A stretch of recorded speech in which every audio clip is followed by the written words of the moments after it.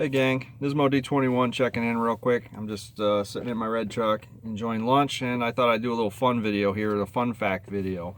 Some of the stuff you may not know about these trucks, but I thought I'd throw it out there. Interesting stuff. Here's 5 things you may not have known about the Nissan D21 hardbody pickup trucks. Number 1 refers to the number 850. You probably have seen it on my truck. I run that number for autocross, and you may have seen it if you look in certain catalogs. I think like a lot of windshield companies refer to these trucks as the 850 in their catalogs, and you're probably wondering what an 850 is. 850 was the internal design code given the truck by Nissan Design America while they were still drawing it out on paper. So when they referred to it as the 850. It was like a progression. So there was the 520, 521, 620, 720, and the D21 was the 850. That was the internal design code. It really didn't leave the factory as that. It came out as a D21, but you'll still see references to the 850 out there. So that's what the 850 stands for. Number 2, we have the same father. Our trucks have the same father as the boat tail Buick Riviera. A lot of the same members that designed these trucks were working on the Buick Riviera back in the 1970s. They were on the same design team. So if you see a Riviera, just know that that's a distant brother out there. We have the same father. Number 3. You're probably aware that these trucks have a long race history for off-road racing, like the Baja 1000 and a lot of the stadium racers with drivers like Roger Mears.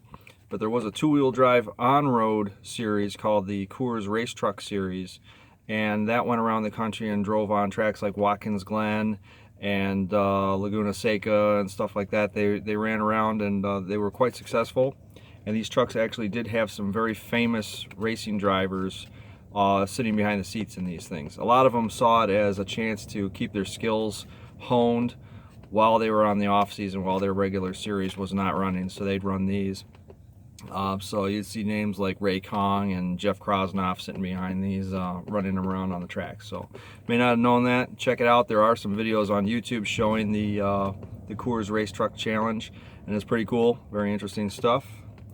Number 4, the vents that are on the front of the hood on the 1986 and a half to 1993 trucks. They're functional. They are open. They do allow air into the engine compartment. They're referred to as mail slots.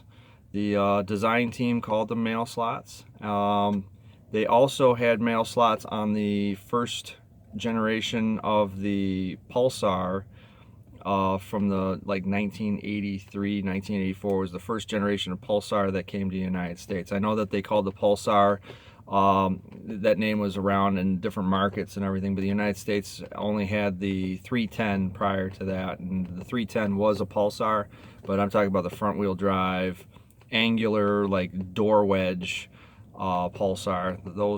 Those cars and these hard body trucks both had slots on the front of the hood referred to as mail slots. That's number 4. And number 5, the 5th thing that you may not have known about the D21 hardbody refers to, let's go back in time to 1982. In 1982, Nissan decided to bring its design facility to the United States for the first time. It was called Nissan Design America, and it was in California. And the first order of business with that was to design the replacement for the 720 pickup. They wanted something fresh. They wanted something that was American. They wanted something that nobody had ever seen before. And they assembled that GM crew that designed the Riviera. They assembled that crew, or a good portion of them. And the first order of business was designing the 850 D21 hardbody pickup. So the first vehicle ever designed in the United States in the Nissan Design America facility was the Nissan D21 hardbody. So there you have it. There's 5 things that the Nissan D21 hardbody has going for it that you may not have known. There's also more information that can be found on infamousnissan.com. I did write an article on the hardbody history, which goes back and has names, faces, pictures. That's a sticky on that website, so infamousnissan.com. And you can always email me. I have a lot more information on these. And like, share, and subscribe. If you like this video, just share it with your buddies and give me a thumbs up. Appreciate it. You guys have a great day. Take care now.